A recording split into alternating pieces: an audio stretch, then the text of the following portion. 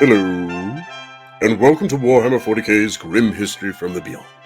I'm Zeckthar. And I'm Yuksen. We are the chroniclers of all that was, and all that will be in the 41st millennium. We've seen the rise and fall of many empires, and this week we will be looking into the newest empire in the Milky Way system, the Tau. That's right, Zeckthar, the space commies. Although fairly new, they are fairly advanced in technology, as well as having a strange concept of working with others, as opposed to simply murdering those that don't look like them. This month, we will be discussing the unusual beginning of this race, their caste system, how they work with the rest of the races of 40k, as well as the oldie but goodie notable characters. Indeed, brother. But before we get started, if you enjoy our voxes on the histories of the Milky Way system, feel free to subscribe, comment, follow, and like. And if you really like our stuff, please join our membership squad on our YouTube channel, Tales of Asharaka. With your support, we can continue to build and grow our voxes, as well as some cool extra stuff for you guys that join. Now, if you're listening to Spotify, don't worry. You can help as well. If you click the support podcast button on any of the descriptions on Spotify, you can donate to our success too. Well, I think that covers our intro, but tell me, Zeckthar, what are we going to talk about today? Well, today is our last day talking about the blue guys. They blue or gray? Well, it depends on which world they're from, I guess. But so I figured we would briefly go over the 5 spheres of expansion. Sounds good, Zeckthar, but first, we have a few questions. Sweet! The first two come from Damien Rusko. Ah. And he asked, if a human seeing a space marine means things are not going well, what does seeing a gray knight mean? Truth be told, the answer to that is, in 99% of the cases, it's just not going well. Why? Because they just would see them as space marines. Because 99% of the people don't even know what the Grey Knights are. True. Because most of them are eliminated. True, but at the same time, anyways, if they do happen to see a space or a Grey Knight, anyways, yes, they won't understand what it is. But it does mean that the situation is just, it means they're dead. They're not walking away from this one. The Grey Knights are there. Yes. You're screwed. In all likelihood, yes. Unless by some miracle you happen to survive, you still won't remember it anyways, because the Grey Knights will wipe your memory and you'll just be left as this vegetable. Well, not necessarily a vegetable. No, because, for example, all the people on Armageddon that were taken as refuges by the Space Wolves, it's not like the Space Wolves went, okay, turn all these people into vegetables. No, they didn't. They did mind wipe them. No, they didn't. Yes, they mind wiped all of the Space Wolves civilians. snagged everybody out of there anyways, and then they started dropping them off at different planets that they were trying to save the people from getting mind wiped or exterminated. Those were the two options. No, they were trying to prevent them from being exterminated, which was what the original idea was behind it. Okay, you can go ahead and go back and look up anyways the first Battle of the Fang or the last Battle of the Fang if you want to. I already did a Vox on this. But no, but I will agree with you on this anyways. The Grey Knights anyways, they are very well known anyways for mind wiping a lot of people because they don't want people to know that they exist. Right? Right. So, I mean, even if you do happen to live through the experience, yeah, you're not going to remember who they are. Probably in that case, it'd be like in a case where a planet was attacked, but it's like just a warp randomly opened there. Yeah. So it's not like the warp has been constantly bombarding the place. Because in that case, they'd probably go, well, this place is probably just gone. Yeah. We need to wipe everything out. It's pretty much dead. Well, yeah. So, and by the way, Damien, he did actually send, when I said that we were going to put this on the podcast, he did send back a remark saying this was kind of a joke. We kind of understand that that the person is probably toast, but go ahead and answer it if you want to. So thank you for the question. What was his other question, by the way, Yuksen? His other question was, do regular Space Wolves share some of their pop's innate resistance to warp-based attacks? Well, to the best of our knowledge, we have not found any sort of basis concerning him being resistant towards warp attacks. The only thing even remotely connected to that is his howl may have some sort of effect on psychic users. But Yeah, even that's somewhat skeptical, because then why didn't he use it against Magnus or all those other psychers that he's had to face? yeah. We did actually quite a bit of research on this, just trying to find anything, anyways, that said anything about this. And the closest we found actually was I can't remember who penned it, but it was the book, anyways, was The Thousand Suns, and I think it was The Burning of Prospero, right? Probably. The Yeah. Burning of Prospero, yeah. And the closest we found, anyways, was when the Wolf King ended up beating Magnus, where he picks him up and does the WWE move and smashes it smashes his back. He does howl in triumph at the blackened heavens. And after that, anyways, it begins to rain blood instead of whatever was raining before. Instead of oil black. Yeah, downpour on Prospero, wept for her fallen son. Now, the way that this is described, we couldn't actually figure out if this was simply anyways because of the Wolf King's howl, or if it was because Magnus was broken and he was so in tune with Prospero. My guess is the latter of the two. Yeah, I agree with my brother on that one. It's just, to me, anyways, it doesn't make a whole lot of sense, anyways. Lehman Russ being a psychic, it just doesn't. I mean, especially, anyways, just like with the history of who he is. I mean, he hated psychers. Not as much as Mortarian, but yeah.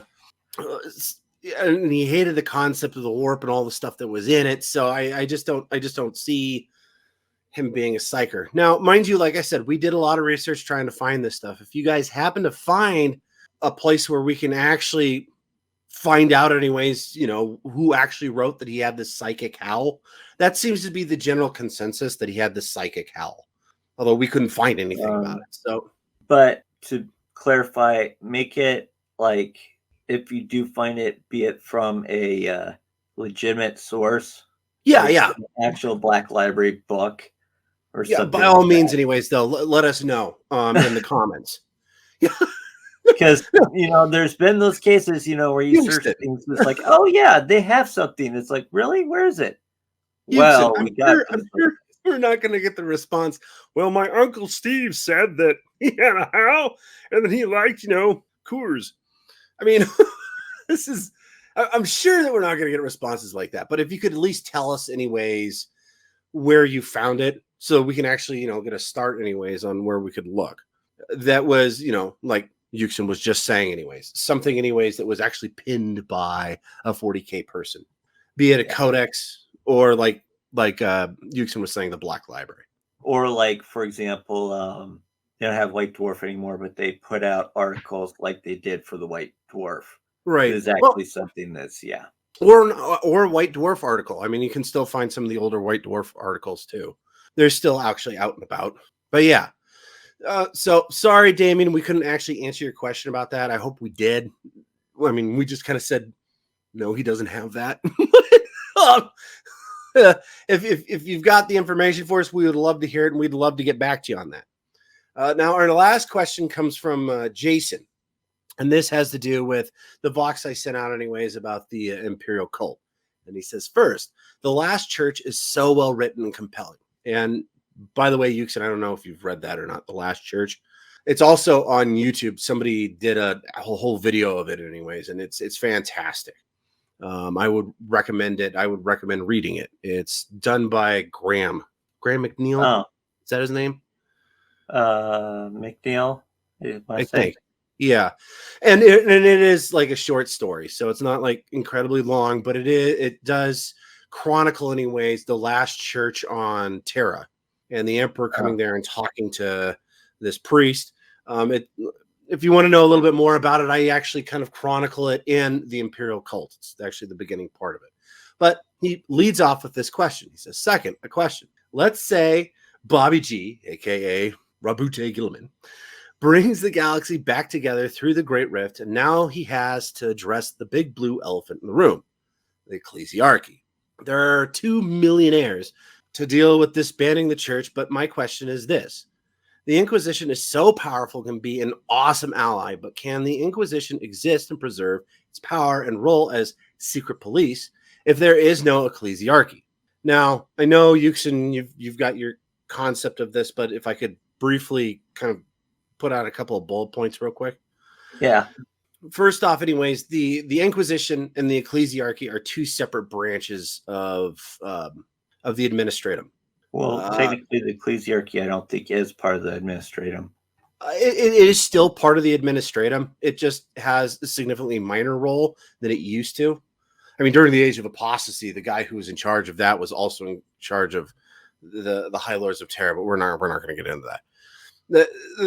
And quite frankly, the reason I do bring that up, though, is that the Ordo Hereticus was actually invented, anyways, after the Age of Apostasy, and the whole concept is running down heretics, kind of like you described. Now, if he does end up, if Rabute Gilman does somehow, anyways, end up managing to disband the ecclesiarchy, first off, that in and of itself would be a huge ordeal, and it would take years to do. But if he did, I'm sure, anyways, at the same time, the Ordo Hereticus, anyways, would become more of a, instead of like a witch hunters class, more of a spy network. And I would bet a lot of that would kind of branch, and I think it would kind of split up, anyways, between kind of more of a spy network, and then a lot of those people, anyways, that were too well known, that were, known as witch hunters, would probably move into the what's the Ordo? The one that Malice, is that it? The one that Malleus? Malleus, yeah. I think a lot of people would go into Ordo Malleus with the demons. Mm-hmm. And the Grey Knights that we just talked about. But I would find that funny, having one of them go up to a Grey Knight, because I don't know if that branch even knows what the Grey Knights are, and go, "You are a heretic. You use psychic powers." I can just see him looking down and just going, Punch him in the face. "Really?" We all do. All of you? Yes. Oh, yes. Oh my. But yeah, no. I just and point the storm bolt right at the person's head. It's like, what are you gonna do about it? Yeah, and now, mind you, okay. So the Hereticus, okay, which one does the Death Watch run through? The Death Watch is in connection with the Xenos. Xenos. Okay, so we don't have to worry about the Death Watch. The other one, though, that would be kind of interesting, though, is the Sororitas. What would happen with them? Now, I think they would still be a branch of the military. They would shift. Right now, anyways, that's the only one that, to me, anyways, is pretty succinctly, anyways, attached to both the ecclesiarchy and the Ordo Hereticus. But if they disbanded the Ordo Hereticus, they would have to disband the Ordo Hereticus, because they're getting rid of the ecclesiarchy. And it would have to shift, anyways, more towards the Malleus, or the Secret Service. Or they would just have to redefine it as something else. Right. Like you said, turn them into like the secret police. They would all of a sudden become a different, it would have to be a different name, obviously. Yeah, well, and the way they did business would drastically change too. You wouldn't have witch hunters. It was like, burn him at the stake. Why? He's a heretic. There's no such thing as heretics. Dang it. This was so much easier before. Why did we get rid of the church? Well, he's part of the rebellion. What rebellion? The one I just made up. Yes. The rebellion of Bob. What? Yeah. So, honestly, what do you think they would do with the Sororitas? Actually, what would probably happen originally is, this is one of the things that would be really weird, is if they did this, is if they got rid of the ecclesiarchy, now everybody that was following that religion would be considered heretic, wouldn't they? No. Yeah. No, because they're following a religion that is no longer considered a viable religion. Yuksen, you're taking it too far. Rabute Gilman wouldn't be just like, now we're disbanding the ecclesiarchy and you're all heretics. Kill everyone. He wouldn't do that. Doesn't make any sense, Yuksen. I think you're taking that a little bit too far. Okay, first off, anyways, maybe okay. So why don't you answer the question real quick? You're assuming that he's going to be in control of the Inquisition at the time. Well, he is now. He's in charge of everything. He's the big cheese. But why don't you, real quick, anyways, answer the question, and then I've got actually a couple follow-up questions for you. But then we do have to move back on with the Tau. We're supposed to be talking about. But yeah, go ahead. So, like, one of the things that I thought right off the bat is they probably merge into the other Inquisition orders. When it comes to the Sororitas or the Sisters of Battle, I'm thinking that they would become more of a what do you call them? Since a lot of them have like specific, their main group is based on a specific planet, and a lot of them don't move away from that planet. I think they'd just kind of be a. I know this is a poor comparison, but the Sisters of Battle's version of the PDF of a planet. Oh no. It can't be that. I mean, the PDFs are just the Astra Militarum make fun of the PDF. That's why I said it's a poor comparison, but it's the same factor of the fact that the only reason why the PDF is there is to protect the planet. That planet, not any of the other planets. That's the. You think they would end up more like Space Marine chapters then instead? They move along wherever they need to help. I mean, that's kind of what they do now, isn't it? Actually, from what I can gather, the majority of them are solely based on particular planets that their house is. From what I can remember, I mean, there's some places where it's like, yes, we will train you, and then you will go to your not convent, but whatever they call it. Well, okay. So from what it's been a while since I've looked up the Adeptus Sororitas, other than what I had to do anyways with the Age of Apostasy. But if I recall right, anyways, one of their main concepts is that they're clerics and they're healers on the battlefield. That's one of the things that one of their houses is very well known for, and they're actually sent out on crusades for that. Then there's another one. I think it's Celestians. They're the ones that are actually part of battalions that are there to enforce. They're supposed to help in the battlefield. Emphasis on supposed. Well, no, they're actually pretty cool. It's just. Well, especially now that they're being led by, I can't remember her name, but just the concept that the ecclesiarchy thought that they could, be a little bit more dominant with these Adeptus Sororitas. And so they hired this one girl anyways, who's very, quiet. And she just never really shows up. She's always on the battlefield, like blowing people up. I mean, that's what she figures her job is. And she's very curt and very military. So, especially at this day and age, anyways, the Adeptus Sororitas are very militant and they're very active throughout the Empire. So, you think, anyways, they'd be used more as a PDF group? You don't think that they would just use them like Space Marines, where they're just like, okay, you've got your chapters or whatever, just go out and help whatever crusade needs help? No, I think they'd be more likely to be, because they do send them out to these particular places. Like, for example, forget which book it is, but one of the Caiaphas Canes, he is actually at this school that he's helping train commissars. Right. There's another group that's training that gets like the Adeptus Arbites. And then there's one person who is literally training Sisters of Battle. Right. Sort of the reference there is that she's part of a particular group that's actually going to be sending them to a particular like the Sabbath Crusade. I don't know what they call it. No, it's not a convent. I keep thinking convent, but no, that's temple.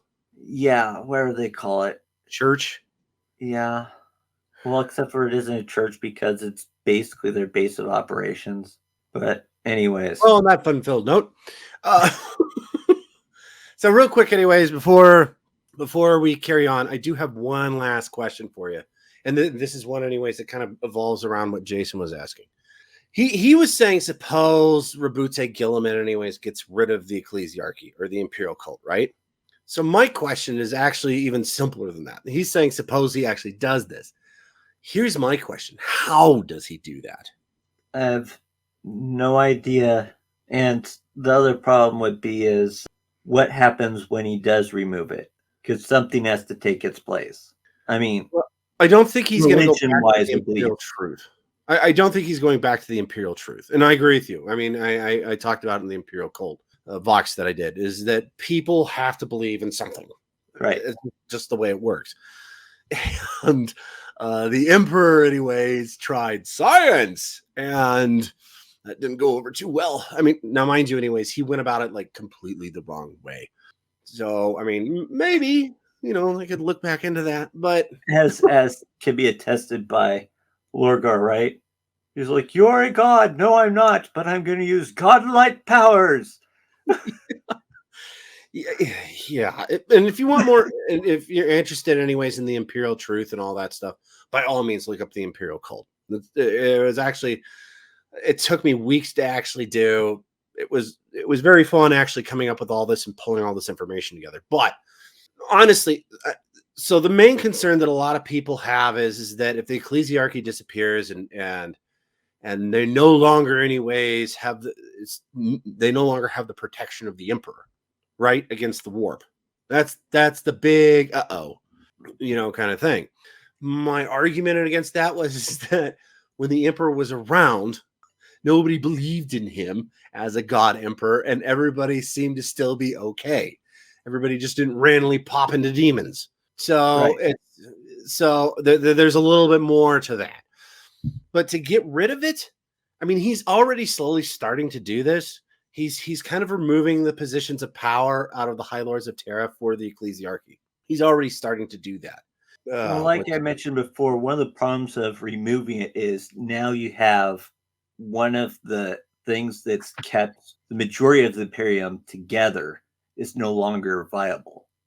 Yeah, and It's kind of like, okay, let's put it this way. It's kind of like the Tao. All of a sudden, there is no greater good. What are you going to do? Why am I even helping this person then? I don't know. To answer your question, I guess you would need to look anyways if you're going to do that anyways. Actually, let's go ahead and use the Tao because that's actually really brilliant, Yuksen. So we've got the greater good going on anyways with the Tao, right? But we've also got these things called the Farscape or Farsight enclaves, which are not part of the Tau Empire. They still Right. follow the greater good, but they do not follow the ethereals, which to me, anyways, is kind of fascinating. So, and their greater good, by the way, is drastically different. They still follow the what is it, Tau Va, this concept of selflessness, and really, it's really communism, but. At the same time, anyways, they still have this absolute belief, anyways, of what the greater good is. Now, on the other hand, anyways, the greater good isn't, in my opinion, it's not really a religion. It's like a code of honor, so to speak. Yeah. So, but if you took that away, I think, anyways, out of the two groups, anyways, the Farsight enclaves would do much better because they don't have to worry about the ethereals. If that makes sense. If you got rid of the greater good, like you were just saying, I mean, like it's like you were saying, what if the imperial truth or the imperial cult is just gone? Now, I think the thing that you're missing, anyways, is that as we can see with the Farsight enclaves, anyways, this is something that is taking place over many, many years. Yeah. They're slow dissension away from what the Tau Empire calls the greater good. I think you would definitely have to do the same thing anyways with Rabute Gilliman anyways and slowly pull away from this. Because And if you honestly, didn't, you no longer have any sort of support, which is what I'm getting at. If you don't have the support there, then you're causing a fracture. well, it's the support of your fellow man. Yeah. Well, no, and you can actually look at, for instance, Terran 42's history. If you look at, for instance, the United States, I mean, it was a very Christian-oriented, God-fearing populace when they first started up, anyways, in what was it, 1776? Right. And during that time, anyways, I mean, church and state, while they were separate, they were very well knit because all the people, anyways, that were in state were also heavy members of the church. Right. But as we've gone on anyways through history anyways of the United States, it's become very much those things have started to break apart until you get to now anyways in Terran 42, where the concept of Christianity, a good example actually is Christianity anyways, is more of, well, that's what you believe. I believe in something different, which is okay. You see what I mean? when you get farther away, anyways, from separating those two, anyways, that's when you can actually start as the state to really manipulate, anyways, things outside of religious circles. Okay. So Rabute Gilman would have to do the same thing.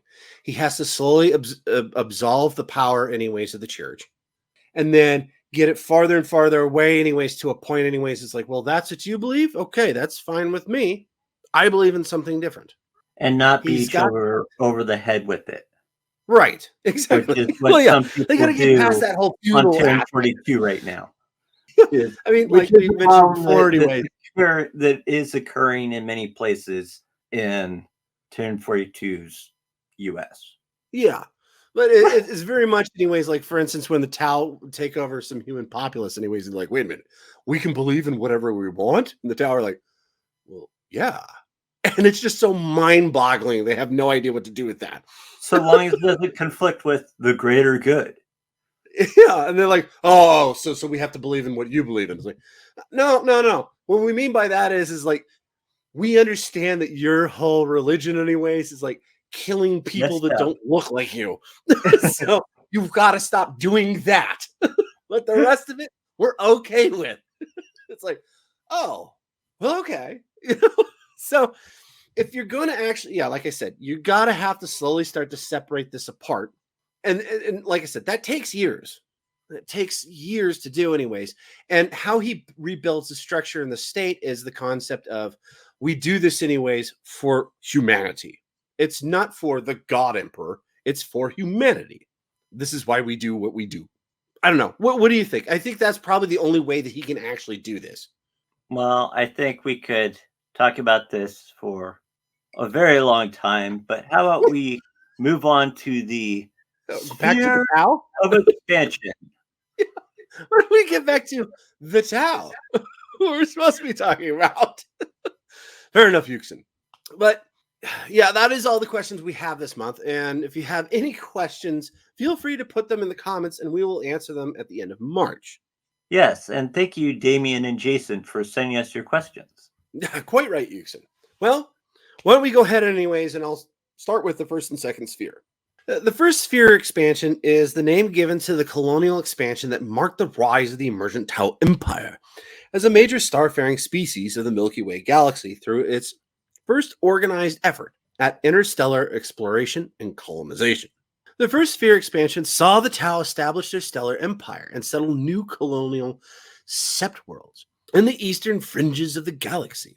This 1,000-year-long period, known to the Tau as the Great Expansion, occurred in 502.m37 to 956.m38 and was considered a time of great scientific advancement and cultural renaissance. It was during this period that the Tau first advanced into space, colonizing their planets as far as their conventionally driven sublight void craft would take them. The notion that the Tau's future lay in the stars was keenly grasped by all the Tau casts at this time, after which the Tau began to push their realm outward at an explosive rate. This was also an interesting time because they began to welcome other Xenos into their empire. In fact, I know, Yuksen, you said that the Nikasar, also known as the Pancake Polar Bears, were the first aliens to join the empire, but there was actually one before them. Really? Yes. Although I can see why you missed them because their alliance with the Tau was short and very brief. In 893.m37, the Xeno species known as the Proctroon became the first sentient alien race to join the Tau Empire. Although within a few generations, disease destroyed their indigenous population. The Tau, whose physiology is fortunately immune to the plague, inherit the Proctroon's homeworld, turning it into the prime world that would later become known as Borkan Sept. The Nikasar became the first race to join the Tau Empire and survive long enough to tell about it. Ah, so the Nikasar was the first sustainable Xenos race in the Tau Empire. Gotcha. Yeah, but it was not all fun and games in the first sphere. In 606.m38, the Tau came in contact with a very unpleasant group of aliens. Ah, yes, the orcs. Mm-hmm.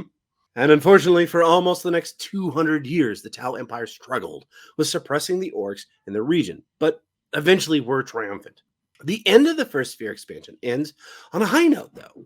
For in 844.m38, the Tau found their most trusted and well-known allies, the Kroot. What about the Vespids? Well, they don't find them until the second sphere expansion, which started in 018.m39. Now, the second sphere expansion marked the second dynamic period of expansion for the Tau Empire, when the Tau pushed even further into space and established over a dozen new colonial seps from 018.m39 to 742.m41. During this time, a legend arose from the Firecast, the greatest Tau military thinker and strategist of his age, and perhaps of any other. His name was Commander Puretide.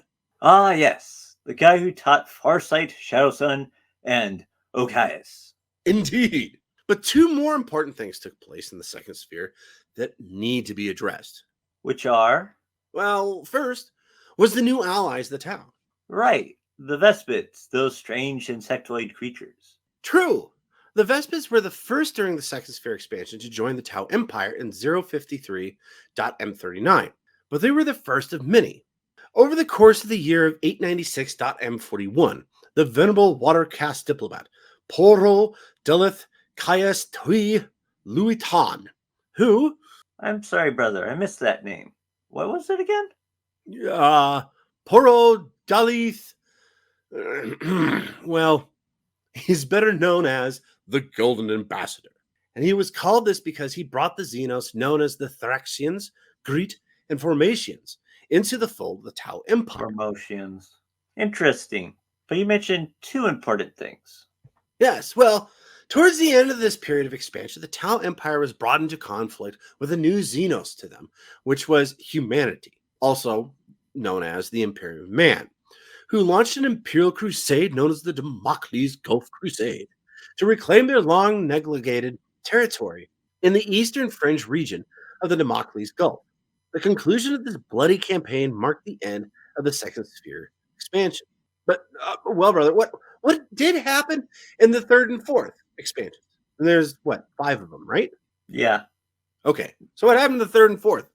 First, I shall be brief on the third sphere expansion, because we've already covered a chunk of it in our prior Vox on the greater good's greatest heroes. Now, the third sphere expansion was a series of campaigns unleashed by the Tau in the eastern fringe to continue the military expansion of the Tau Empire and spread the greater good across the galaxy. It began in 997.m41 in the wake of the Great War of Confederation against the Orcs and was led by Commander Shadowsun. It saw extraordinary Tau victories over the forces of the Imperium of Man at the Battle of Mughalith Bay and in the Prefectia campaign. But the expansion ground to a halt not long after due to the difficulties encountered in crossing the region known as the Damocles Gulf, following the disastrous second Agrellan campaign of 999.m41, and increased resistance from the Imperium of Man, which had led to the assassination of the Ethereal Supreme Anva. I'd like to note that one of the reasons they were able to expand as much as they were was because they had enhanced ZFR drives, giving them greater reach than they were able to prior. Pardon me, brother, but what are ZFR drives? Well, they're also known as ZFR Horizon Accelerator Engines. They are a byproduct of Tau replicating a warp drive they discovered in the remains of an alien vessel they came across during a geological survey shortly after the first sphere of expansion. Wait a minute. Is it so? This is like traveling through the warp, right? But they don't have psychers. So how do they breach the warp? Well, they had a workaround. Oh, really? What was it? Yeah.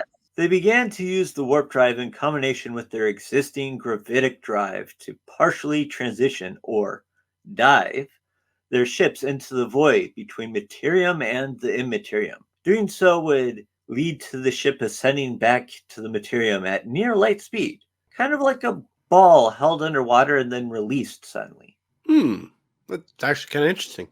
Of course, on the downside, they're only able to go about a fifth of the speed of typical Imperial warp speeds, and the drives were bulky and used large amounts of power, needing considerable amounts of time between dives to recharge. So even though they could go faster, they were still going slower than the Imperium of Man. Yeah, however, this Yeah. form of travel did not expose those aboard to the warp, so, there is that benefit. That is a good benefit. And Unless, travel, unless, of course, you're an orc, in which case, no intermediate theater. Sorry, carry on, sir. and it's a consistent speed compared to, the unpredictable effects of Imperial warp travel, kind of like how those Yeah. people are stuck in there for years Yeah, you and got a point years, there. Jeez, yeah. and then come out, and apparently it's been like 2 days, but Or they've been in there for 2,000 years. years. Yeah. Or it's been like 2 days in there, but it's been years outside. Yeah. Imperial warp travel is so weird. But if only they, figured out any ways to use a slipstream engine. But sorry, go ahead. The development of the ZFR Horizon accelerator engines was finalized by members of the Earth cast of Falcia Sept, which facilitated the second sphere expansion. This is important because in the aftermath of the second Agrellan campaign, the Tau faced a difficult strategic situation. The path to continue expansion through Mugalith Bay was blocked, and to the galactic east was a sea of dead space thanks to the Hive Fleet Gorgon. To the west, the Necron Satek dynasty reigned supreme. It was at this moment of crisis that the Great Rift formed, further exasperating the Tau situation with vicious stellar storms that killed millions. Ultimately, the Ethereal Council decided to renew the Tau's expansion with a dangerous plan, the AL-38 Slipstream Module. Excuse me, brother, before you keep going, what is the AL-38 slipstream module? I'm glad you asked. The Mhm. AL-38 Slipstream module is a slipstream engine. Ironically, the Tau stumbled across the way for faster than light travel without using the warp. Really? Well, kind of. Hmm. Once fitted to the space vessel, the module creates a bubble of antimatter around the ship and propels it at such a speed that it can pierce the fabric of reality itself. Initial test flights were incredibly successful and allowed any vessel equipped with one to traverse the entire span of the Empire within a few days, a journey that previously required many months. The Earth-cast scientist Kabuto, through years of studying Imperial FTL technology and old wreckages of Kroot war spheres, began to come up with an understanding on how to travel faster than light. Once fitted to a space vessel, the module creates a bubble of antimatter around the ship and propels it at such a speed that it can pierce the fabric of reality itself. Oh, you mean like what we use? Exactly. The best way to describe it is to take a piece of Hmm. paper and fold the two ends together, then punch a hole with the nail or pencil through the middle of the fold of paper. That's a slipstream engine. That's actually really good. I mean, they're using a lot of the technologies that we use. Wait a minute. Please tell me that they modified the slipstream to a less volatile waypoint than the warp, right? They did that at least, right? Right? Kabuto warns them about that, but he unfortunately hadn't figured out the math on how to use different waypoints. Oh. The only thing he had to go on was what the Imperium of Man uses for their FTL technology. Oh, no. Yep. No. No. Despite Kabuto's warnings, the Ethereal Council activated hundreds, if not thousands, of AL-38 modules simultaneously at Numenor Point to begin the fourth sphere of expansion. Uh, really? Oh, The new sorry. technology allowed the Tau fleet to move at incredible speeds, and the new sphere of Mm. expansion was declared under command of Commander Surestrike. Surestrikes are gathered at Numenor Point, but due to the sheer size of the fleet to utilize slipstream technology, disaster struck. The multiple disruptions in reality caused by the antimatter fields created a chain reaction that created a massive wound in real space. The rift swept across the Tau fleet, devouring it whole. The disaster was broadcast across the entire Tao Empire, and the Ethereals scrambled to contain all knowledge of the catastrophe. However, the fourth sphere was not entirely destroyed. Cast into nightmarish dimension, three-fourths of the fleet was destroyed by alien creatures, not yet fully understood by the Tao. Of course, you mean demons, right? Yep. Ugh. You know, this would work so much better if they'd actually used, like a different slipstream. But Or not sorry. have thousands of them unleashed at once. That Yeah, was their problem. They decided to unleash a yeah. massive amount at one time. I mean, there's this whole thing, anyways, with time and warp speed, and we don't have time to go through it. Just tell us what happened. These idiots. What did these idiots do? Well, saved from the oblivion by a many-armed entity within the warp, believed to be a possible god created as an echo of the Tau race, the survivors eventually emerged in the Chalnath expanse, deep within the Imperium of Man. After many years, contact through the rift was re-established using communications drones. The wormhole was dubbed Startide Nexus and was used to launch the fifth sphere of expansion. The initial re-emergence area of the fourth sphere has since been fortified by Nemyar Atoll. What became of the fourth sphere's auxiliaries has since become a mystery. Well, the answer for that is actually in the fifth sphere of expansion, which is the Tau Empire's current sphere of expansion, and its primary area of advance is just to the northwest of Kar Dunash. Really? Well, pray tell, what happened? The fifth sphere was launched into the Startide Nexus, sometimes after the Great Rift's creation, when contact was made with Commander Surestrike and the remnants of the fourth sphere of expansion.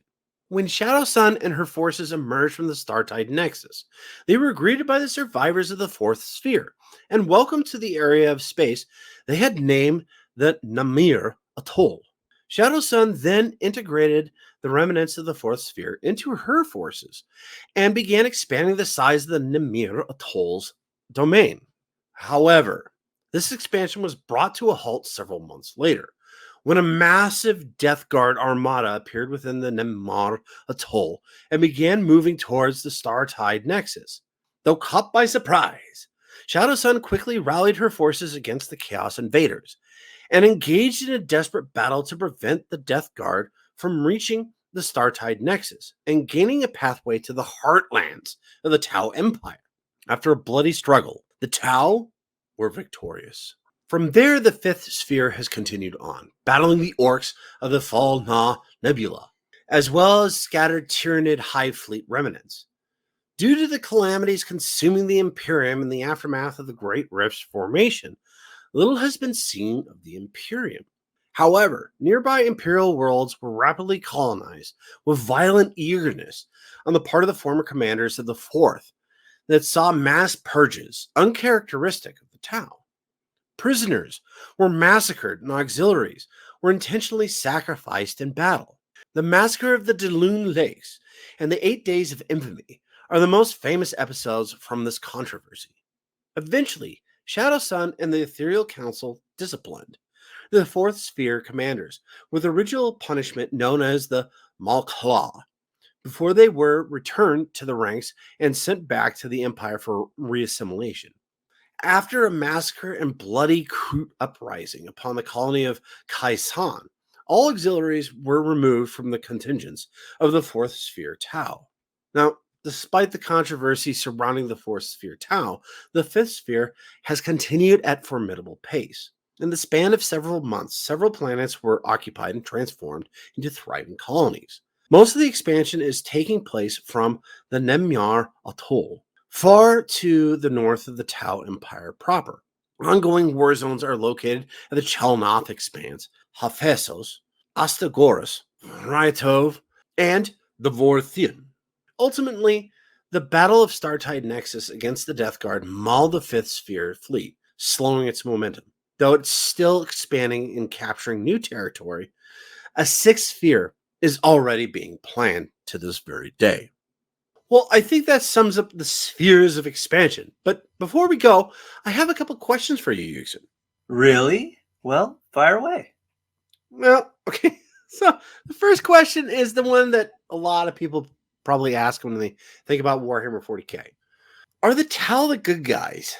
To tell you the truth and be completely honest, I don't think there are good guys in Warhammer 40K per se. I agree with you wholeheartedly. There really aren't. There are better people. Yes, they are. I would say, okay, so we're excluding the Tyranids because they are basically just animals. Honestly, I'd actually put the Tyranids up towards like the good guys, just because Um, they're just reacting with nature. But on the same instance, then you can put orcs, which were biologically created to for fight. war, yeah, Yeah, and it's in their genes also in that heading. yeah. But Technically, morally, that's a different question. where the Tau Morally, fit in is they fit in around the same place as the League of Votan, in my opinion. yeah, that's actually probably a good description. I wouldn't say that they're around the same rank as, like, for instance, the salamanders. To me, anyways, in this horrible universe, anyways, probably the best guys are the salamanders. Yeah, I mean, there's nobody really, in my opinion, but nobody really comes close to the salamanders. They're out there, anyways, for their people, right. that kind of thing. But I would say pretty close though. Tau, I do think the Tau kind of fall under the same concept though. They are there for the greater good. Now, I would the Tau Empire, on the other hand, yeah, I would rank them significantly lower than, like, for instance, the Farsight enclaves. I'd probably put them actually underneath the Leagues of Votan, the Empire as a whole. Mm-hmm. But that's Yeah, because the Votan have the Votan are actually, they're almost like a business corporation sort of viewpoint. yeah, but yeah, the Tau. Yeah, I agree with you. I would not put them as good guys. They're they're significantly better than a lot of the other races, but I would not put them as good guys. They're empirical. Right. I mean, here's the problem with 40K, and honestly, anyways, you could say the same thing anyways with the history of Terran 42. Who are the good guys? Well, nobody. They're all looking to better themselves, which 9 times out of 10 means that somebody else has to lose. I mean, it's that simple. Well, it depends on what you mean by good guys also.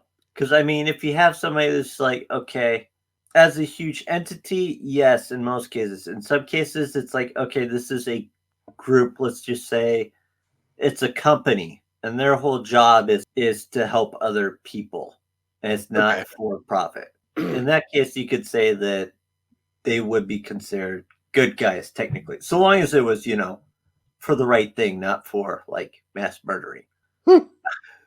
Right.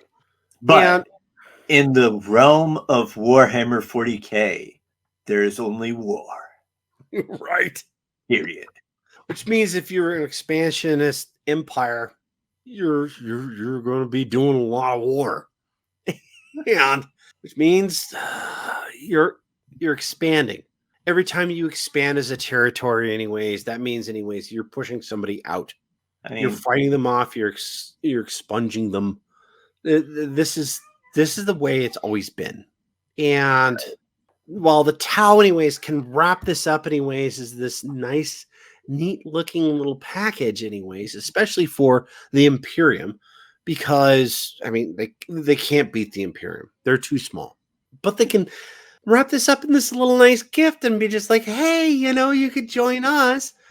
Yeah, it's still the concept, anyways, they're trying to expand, which I don't necessarily discredit them for that. yeah. It's just an interesting philosophy. And And that is one of the weird things between them and the Votan, though, because the Votan originally were just like, okay, we're going to keep it in a little space. But the reason why they're expanding is because all of a sudden a wonderful rift appeared and yeah, destroyed a huge chunk of their wonderful living space, and so they had to expand outwards. That's what yeah, started their expansion, was because they needed someplace to actually live. Right. I mean, okay, the Voton are a different animal. Yeah. They're not expansionists. They are definitely corporate. they are definitely corporate, but at the same time, anyways, they're definitely not expansionists. They like to sit on the rock and mine it. I mean, they are space dwarves. Let's not kid ourselves. They are space dwarves.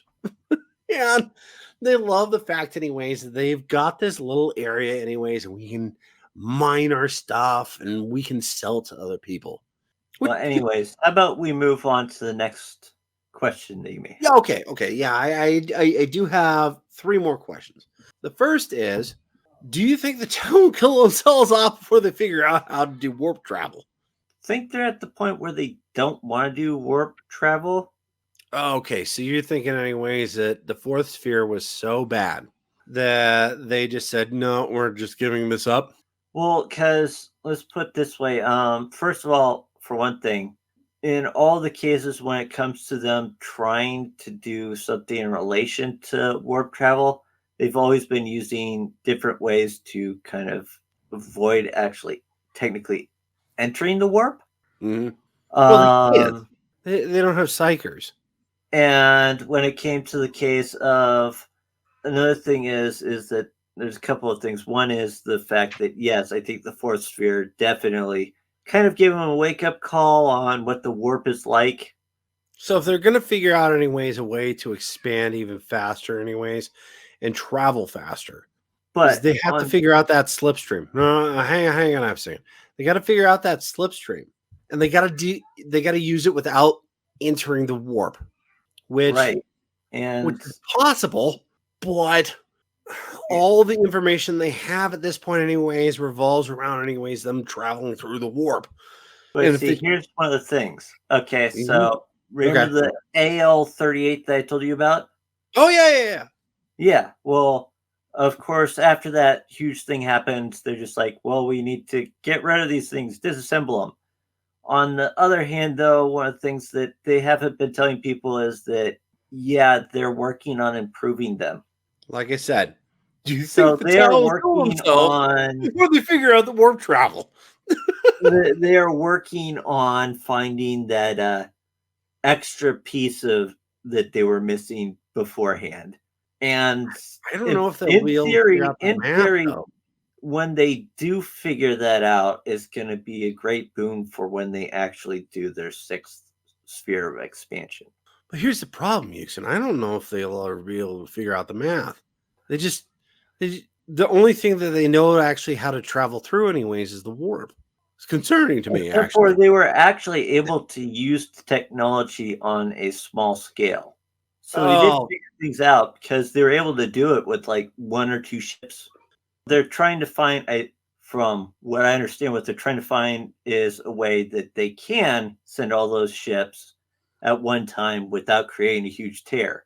Right now, which is what Kabuto yep. was really afraid of, is the fact they were trying to do it at this point, which caused the tear.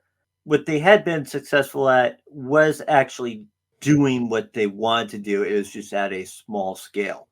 So, like, if they were going to do another expansion with the tech that they had now, it'd probably be like, okay, well, we can only send like 20 at a time or something like that. Right. Not like a whole armada. Because instead of creating a massive thousands of anti-material reality opening up next to each other. Right. Which actually does beg the question, anyways. If they do actually figure this out, what becomes of the Farsight enclaves?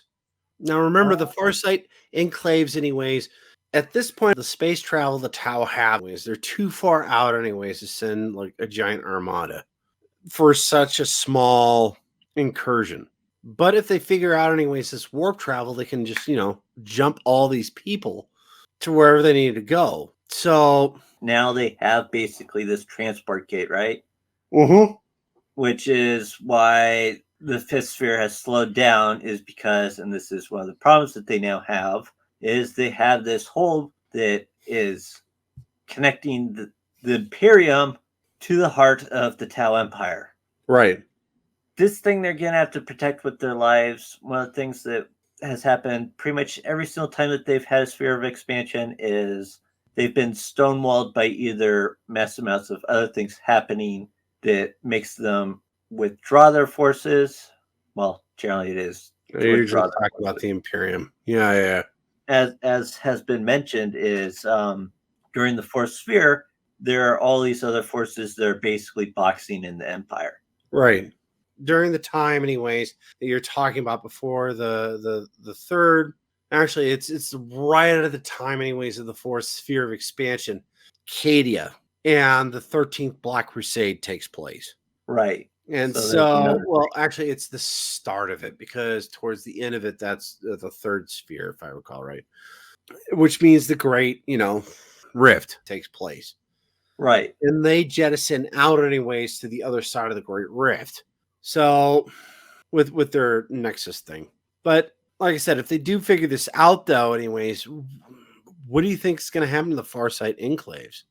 I think they're going to be worried too much about everything else that's happening. I could see, okay, maybe this is just me. I could see Rabute Gilliman, anyways, helping out the Farsight enclaves. Okay. You see why he would do that, though, right? To hopefully create a wall. Yeah. I mean, he starts giving them resources there, the smaller of the two. It's like, look, I want you to take over the Tau Empire. I'm going to give you everything that I can, anyways, to do that within my means. Now, the question is do you think the Farsight enclaves would actually do that? That's the interesting question. From what I understand about Farsight himself, no, they wouldn't. Because they may, go against the Ethereals, maybe, but the entire empire itself, no. Because I think they have the idea that of the greater good is good, obviously. Right. It's just they don't like who's in control at the time. So maybe different. maybe Farsight would be okay with it. It's like, no, we're not gonna start a rebellion. I'm okay with the concept, anyways, of doing like a surgical strike against the Ethereals. Or at least ones that he can identify as being, Which actually kind of goes into my last question, which is, do you think the Tau will ever overthrow the Ethereal caste? Now, we have kind of seen it with the Farsight enclaves. I think The Croods? I think they could, because the only thing that's really stopped them from, well, as we know, they can't actually rebel because they did have a rebellion. I think that there are certain races that would be able to definitely, under the right conditions, overthrow the Ethereal caste. So you think, anyways, that the Tau would need help overthrowing the Ethereal caste? They wouldn't just come together and figure out, hey, this is bogus. I think the people who would wise up the most would not be the Tau, but species that are part of the Tau Empire. Oh, okay. Well, that actually makes a lot of sense.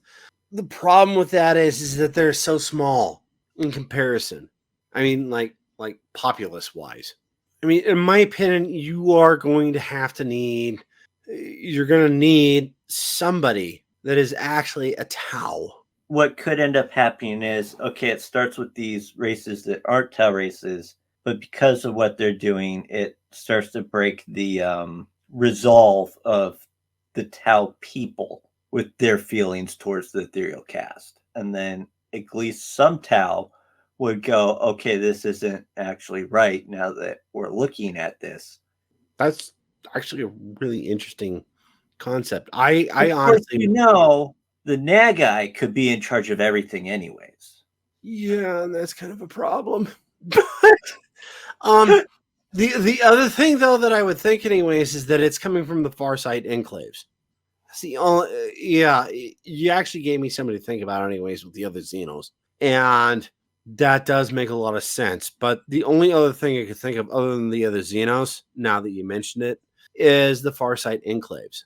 For that matter, the Earth caste may end up rising up before anybody else because they're being disrespected. That's another good. They're coming out with all these inventions and stuff. They go, no, don't do this. And there's like, well, we're going to do it anyways. Idiots. Well, it would be interesting if we had a rebellion, anyways, in the Tao Empire. Well, folks, I believe we've run out of time this week. And as much as I've enjoyed, anyways, talking about the Tao, the next 2 months, we will be going into the most important parts of the Imperium of Man, which will be known as, Yuksen. You know what this is? The Horus Heresy. Quite right, quite right. Can't wait, Zeckthar. But if you enjoyed this Vox, feel free to subscribe, comment, follow, and like. If you really like our stuff, please join our membership squad on our YouTube channel, Tales of Ashraka. Indeed. Before we go, I also have to mention, anyways, we have a shop. We've got all sorts of wonderful things, anyways, with our emblem on them, including shirts, hats, and even stuffed animals. Now, Yuksen's favorite is the rabbit, yes? It's better than a teddy bear, in my opinion. Fair enough. But if you get the time, feel free, anyways, to click underneath the Vox and check it out. Righto, but if you are listening on Spotify, don't worry. I'll make sure the link is in the description so you can check it out yourself. But with all of you listeners, thank you for listening. And as always, Until next time, this is Zeckthar, And Yuksen. signing off.